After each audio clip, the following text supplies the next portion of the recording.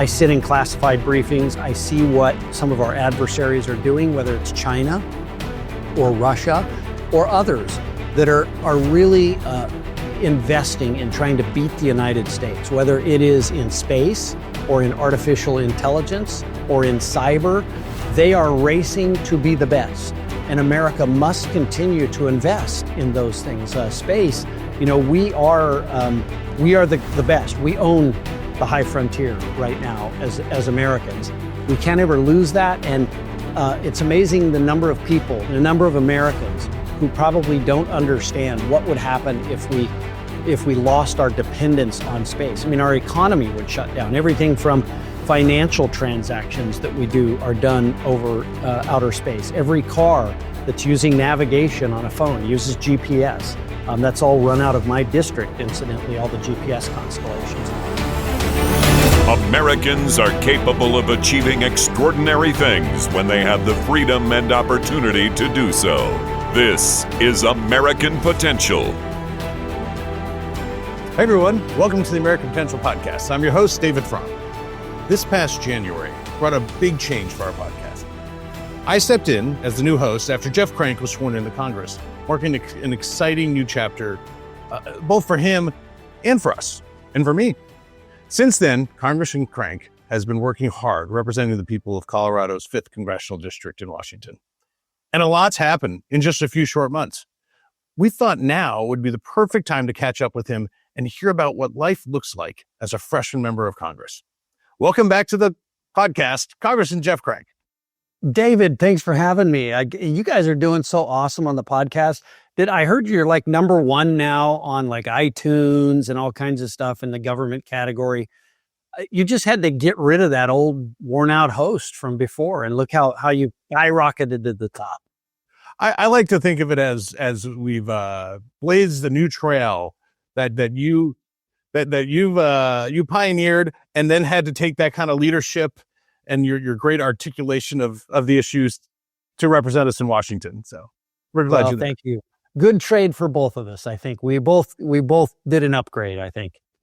Well, look, we're friends. We've been colleagues for a long time, and I've watched. I watch with a lot of interest and just I care about how you're doing, and I've been so impressed with your work in Congress. I'm so excited for you. I'm excited for the people in your district. But I mean, this is a huge change. I mean, you went from being a regional vice president at Americans for Prosperity, hosting the podcast, to representing, hundreds of thousands of people in a time that's been really interesting and, dynamic. So, I mean, what are your initial thoughts about being a new member of Congress? Well, first, I mean, it's just such an honor, and I think about that every day. I mean, whether I'm walking the halls of Congress or I'm out and about, back in the district, and somebody will come up to me at church or in the grocery store or whatever. It's really an honor to be elected to Congress. And I've said that before. It'd be an honor if you got elected to the legislature in Peru or somewhere. But this is the greatest country in the world, and the Congress of the United States is an institution created by our founding fathers. And so I think of that every day, and the weight of that and the importance of that. And so it's that's the first thing I'd say. But aside from that, I mean, it's super fun. I mean, I really enjoy being a member of Congress. There's a lot of things that aren't so fun, getting on airplanes every week and flying back and forth. Maybe not as fun as you would think, but boy, the vast majority of it truly is fun. It's always an honor being down on the House floor every time I go down there. Every time when I go down to vote, I don't know. It's just, you just think of the few people who've gotten to do that. You probably heard me say this, David. I think only 13,000 people in the history of America have gotten to serve in the U.S. House of Representatives out of all the hundreds of millions of Americans. So quite an honor. And, we're doing great things, and it's at a great time to be a member of Congress as well. Yeah, no, I know that you've even taken another step by serving in the dais at times, right? I've seen you on C-SPAN. Maybe some of our listeners and viewers have. Talk to us what that's like. Well, I mean, the first time you do that, it's just surreal, you know? Um, you, First time, I guess I would say I was a little nervous, but what you quickly find out is that there's a parliamentarian standing right next to you the whole time. And they really can't trick you because, the parliamentarian who's there, they have, couple hundred years of tradition and rulings to go on. But in addition, they are literally there. Those folks serve, and boy, they don't change parliamentarians very often in the House. They know what they're doing. So even if it starts to get a little bit out of hand, there'll be someone there to help you along the way. I will tell you a funny story. It wasn't me in the chair the other day, but it was someone from your state, David. And I probably ratting him out a little bit. The chairman of the Veterans Affairs Committee, Mr. Bost, who's been on the show here a few months ago. Oh, and he's great. And they put him in the chair a lot because he's pretty stern in the chair, and he runs the House in a very direct way. Well, the other day, very few members saw this. I was on the floor and I saw it, but he was gaveling down. Somebody was being way too boisterous, kind of on the other side of the aisle, intentionally so. And he was trying to get the House in order, and he was hammering the gavel, and all of a sudden he just snapped in his hands. The gavel just snapped. He broke. Yeah, the handle of the gavel just broke. I saw it, and he was really smooth in sort of the way that he did it, but he just kind of set it aside. The parliamentarian ran out, and I guess they have another one somewhere in another room. But I laughed. I saw him today, in fact, and he was getting ready to go in the chair today. And I said, "Are you going to break another gavel?" And he says, "Well, we'll see how well they behave." So, that's great. Yeah, a good Southern Illinois boy. Yeah, yeah, right. That's great. So, I don't know. There's been a lot of activity with the Trump administration coming in. Mike Johnson, the speaker, obviously passed the one big beautiful bill, which we've talked about almost every episode here. I feel like, but there's been a lot of other things going on too. And I know it's been a very dynamic time, probably stressful even. What has been, as a new member? I mean, I know that you were chief of staff, you watched Congress, but I imagine it's very, very different being a member. What's that been like for you going through it? Yeah. Well, I mean, certainly the pace has been incredible that we've set. And in fact, I look at, I call it the Working Families Tax Relief Act, or the Working Families Tax Bill. I like it. What we did in that is historic. And that we probably aren't getting to a lot of the appropriations bills. We haven't returned to regular order. There's a lot of things we haven't done yet. But I will say this, the decision by the leadership and by the president to pursue that process of putting as much as we could through reconciliation was such a good one. I mean, looking back on it, it avoided us needing to get 60 votes because there's some real partisan folks here. So, we, at the end of the day, we didn't get a Democrat vote on most of this stuff. We didn't get it's pretty sad to say, we didn't get a single Democrat to vote to stop the largest tax increase in history. It was $4.5 trillion tax increase. If we wouldn't have taken action, and thank you to Americans for Prosperity for your work in helping shepherd that bill through Congress. But we didn't get a single Democrat. And it was kind of sad that we didn't. And we did so many good things. I mean, we upgraded the infrastructure for the air traffic control system. We're getting new equipment for all of that. All across America was put into that bill. There's just so much that we did. Permitting reform, so many things, unleashing American energy. So we did so many great things in that bill, and it was so amazing to be just a part of that. And I will say, I mean, you're not going to find any member of Congress who has more praise for Speaker Mike Johnson than me. I think he is an incredible leader.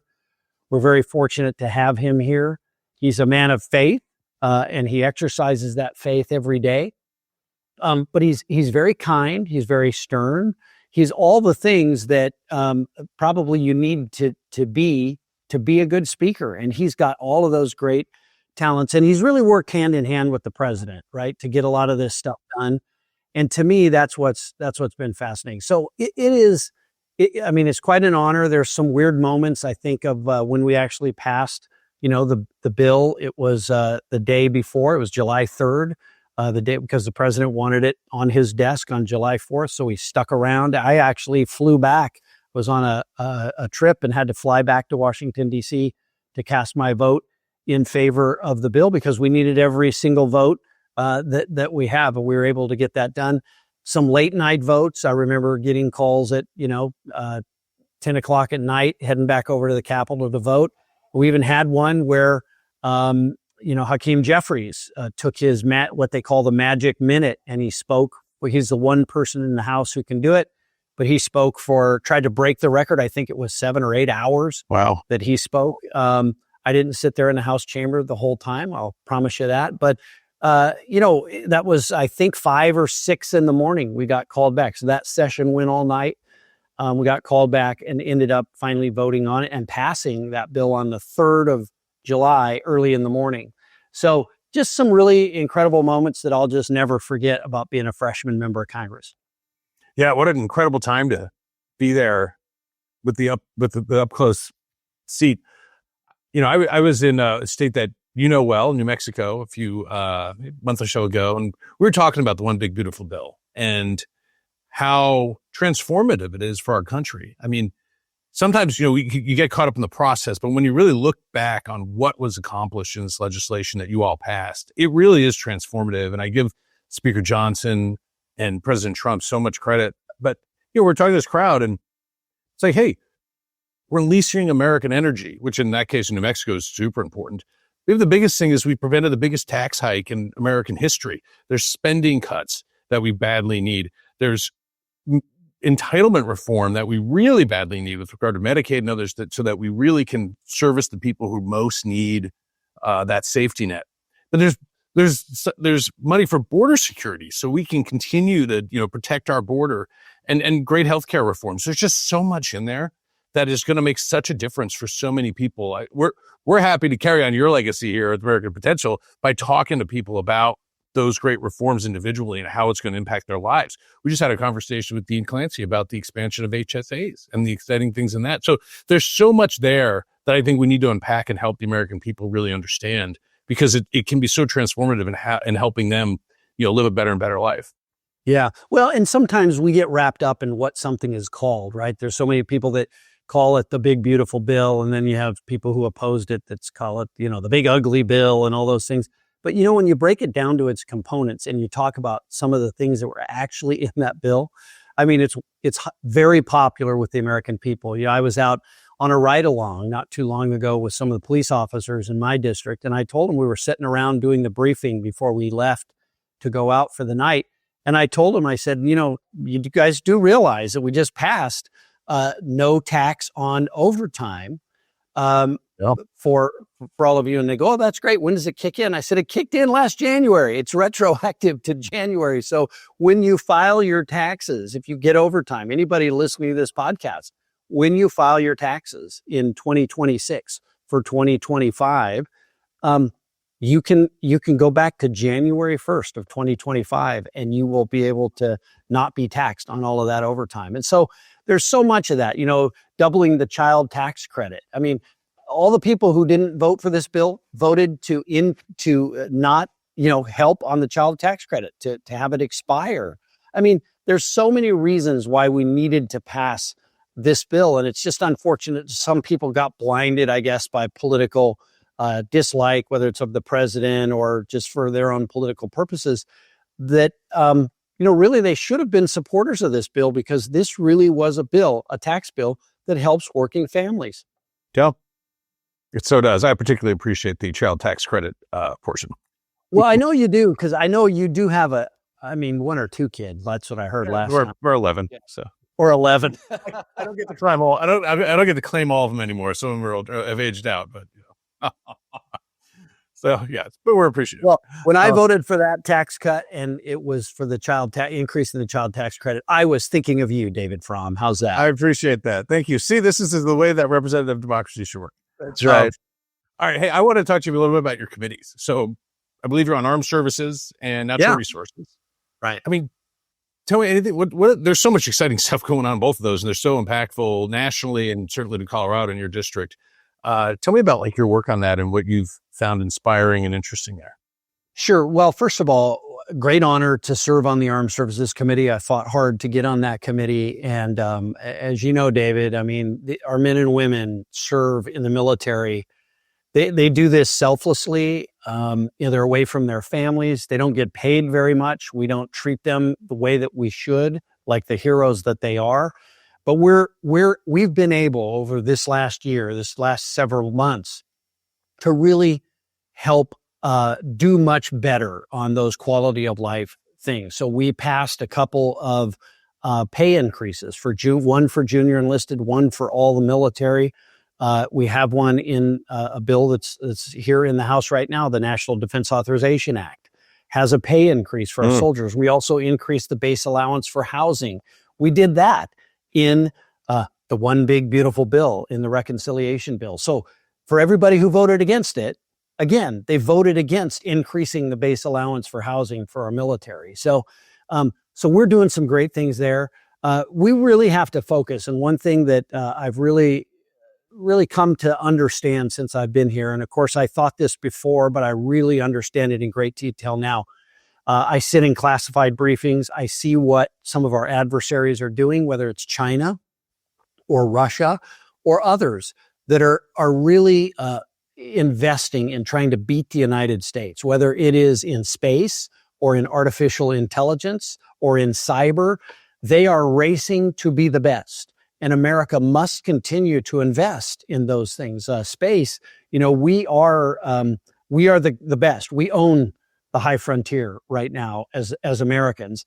We can't ever lose that. And it's amazing the number of people, the number of Americans who probably don't understand what would happen if we lost our dependence on space. I mean, our economy would shut down. Everything from financial transactions that we do are done over outer space. Every car that's using navigation on a phone uses GPS. That's all run out of my district, incidentally, all the GPS constellations. So there's so much that we rely on space as an economy and as a military that it's just truly, truly super important. And then on the Resources Committee, there's so much that we do on public lands. We had a big part in some of the oil and gas lease activity that was done in the One Big Beautiful Bill, making sure that oil and gas leases are out there. And, I'm really proud of this. We got rid of the government, for the most part, picking winners and losers by giving subsidies to green energy projects and not focusing on, what is the best energy out there, the most affordable energy for the American people. And so for me, that's been the focus. Let's focus on what's best for those families that are in my district that are struggling to pay high utility bills. We can't burden them with these ridiculous rules that try and pick winners and losers and say that this energy is better than that energy. We ought to give them the best energy at the most cheap rate that we possibly can so that they can do other things with the money that they put in their pockets. So we're doing great things on the House Natural Resources Committee too, and that's a great committee to be a part of. That's great. Yeah, I guess you're doing some great work there. And so I'd love to hear, kind of stepping back, like what's one of your favorite stories that you've experienced 9 months that you've been there? Yeah. I have two that well, I'll tell this one. This one, there's a couple that just really come to mind. And they both involve, to be honest with you, kids that have come to visit from the district. I had the honor of having a young man come in to talk to me about the importance of funding some healthcare programs through the Colorado Children's Hospital. And he came in and he was just a wonderful young man, had many, many medical challenges. And he was born in China, came to the United States when he was 3. He was adopted by a family in Colorado, and he came out and he's had so many surgeries. And he came in my office. We were sitting there talking, and he was just super smart. I mean, this kid was amazingly smart. And I'd say he was probably close to 10 years old. And as we were talking, I asked him, I said, well, how many surgeries have you had in your life? And he said, I don't know, too many to remember. I mean, that's pretty sad, David, right? When you hear a 10-year-old boy or girl say too many, to remember. And I said, really? You can't remember? I said, more than 10 or 15? He goes, oh, way more. So you just think of what this young man's been through in his life. And so we were talking, and all of a sudden the buzzers, that clock behind me, in between the ram and the deer head there, as you know, working on Capitol Hill, it goes off, and that means we have votes. So I was sitting in this meeting with this young man and his parents, and that went off. And so it meant that I had to go to the House floor to vote.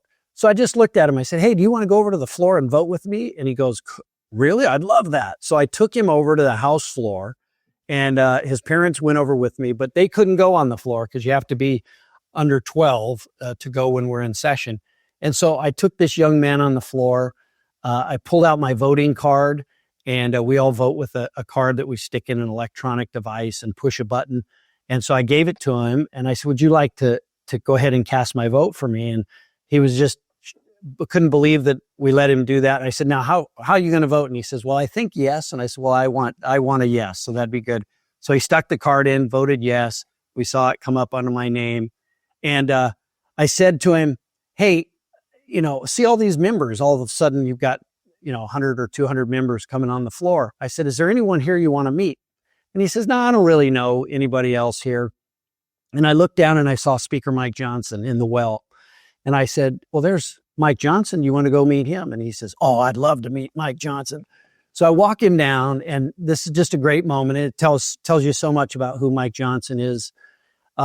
Speaker Johnson was talking to another member of Congress very directly, and he saw me walk up with this young man, and he immediately turned. Whatever he was talking to that member about was unimportant. He turned and he looked at this young man, and I introduced him to Speaker Johnson. And I said, he's had more surgeries than he can remember. I kind of told his story. Mike Johnson gave him a little lapel pin to wear. And then I could tell Speaker Johnson was very touched by this young man's story. And he reached back, Mike Johnson reached back, grabbed something from his staff member, put it in his hand, and reached out and shook this young man's hand. Well, he coined him. He coined him with the coin from the Speaker of the House, and he looks at his coin, and he just can't believe that he gave it to him. And I told the young man, I said, look, this is crazy. I've been here for 6 months. I've been trying to get a speaker's coin the whole time. The speaker won't give me one. And you walk onto this floor and he immediately gives you one. This kid was just beyond himself. I just look at that. And I mean, that is the beauty of being the honor, right, of me being able to be a member of Congress, is to be able to help do that for a constituent or for somebody from Colorado, to be able to, help a young man like that who's had a lot of challenges in his life, be able to realize, I mean, that's probably something he'll never forget in his whole life, that he got to go down on the floor of the House and meet the Speaker and things like that. And so that's just one story. I mean, there are just so many more, but those are kind of the great moments of being a member. Jeff, I remember, as your friend, talking with you about when you're trying to decide whether or not to run for Congress or not. Yeah. And I would like to say that I was a proponent all along, because my whole reason was this. Well, one, I was like, if your wife wants you to run, she knows you better than anybody else. So that's probably a pretty good opinion to get behind. But the other reason is, I know your heart, and, you're a man of faith who wants to do good and cares deeply about America and about people. And, that came through in the work you did and how you live your life and all that. But, we need people who care about people and who care about doing right in Congress. I mean, we need people who are open to letting the Lord, use them for good. Yeah. Now that, if that's policymaking and making great policy for our country, or if that's just helping out a constituent or being there, giving a kid a great moment. And I'm so thrilled that you're able to be part of that and that you can facilitate that. That's such a cool story. I love that. That's what I always think, are probably, I would guess that, when you're all said and done being Congressman Crank, that those are probably the things that end up sticking out to you. Yeah, those are the things I remember the most. And you talk about that. I mean, that's the great thing. Mike Johnson, more than any other member here, he totally gets that. Like, we're all put here divinely. I mean, we won our elections divinely, right? It was sort of, we went through a gauntlet, but we're all here to help save this great country that we live in. that amazingly came together, right? We beat the greatest military force on earth, the British military, with a bunch of ragtags who never had a chance but for sort of divine intervention. And that country still survives. It still goes on. In fact, it became the greatest power in the world, and I believe power for good, right? If you look at some of the amazing things we've done throughout our history, helped end slavery as an institution around the world.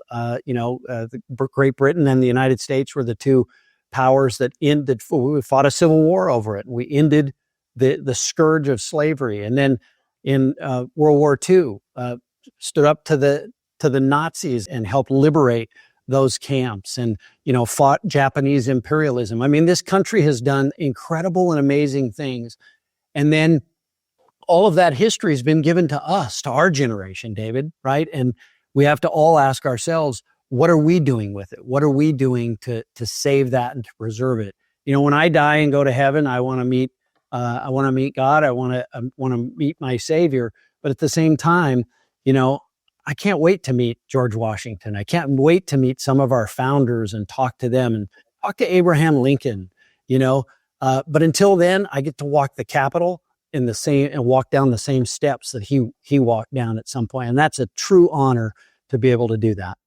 Yeah, absolutely, man. Well, I'm so happy that you're there fighting for us. We're going to try to keep your legacy of the podcast here on track, and hopefully keep growing it, spreading the good news and all the good stuff. You're doing great. I mean, I'm really proud of you and Matt and Monica and the whole team, the whole podcast team. You've done great, and you're going to just continue to grow and spread. And I think of you look at what you guys are doing. You're spreading these great stories about people overcoming challenges, government-imposed barriers in their lives, and that's setting people free too. So you're doing great work, and I'm really couldn't be prouder of the great work that you're doing. Well, thanks. That means a lot. Well, my friend, I appreciate you joining us so much. It's so great. Maybe you should do the out. I'm just kidding. I think I've forgotten it. And I can't do it as good as you. You can along with me because you're the one who made it up. So you do it in the number one podcast in government category way. I never was able to do that. All right. We'll try it. So, hey, folks, if you like this episode and would like to stay connected with the podcast, be sure to like and subscribe to our channel, as well as following us on Facebook, Instagram, and YouTube. And always remember, liberty and freedom are easily taken for granted. Don't take it for granted. Go out there and defend freedom and liberty. Thanks for joining us, and we'll see you on the next episode. Thank you for listening to American Potential. You may listen to more stories from Americans working every day to expand freedom and opportunity in their communities by visiting AmericanPotential.com.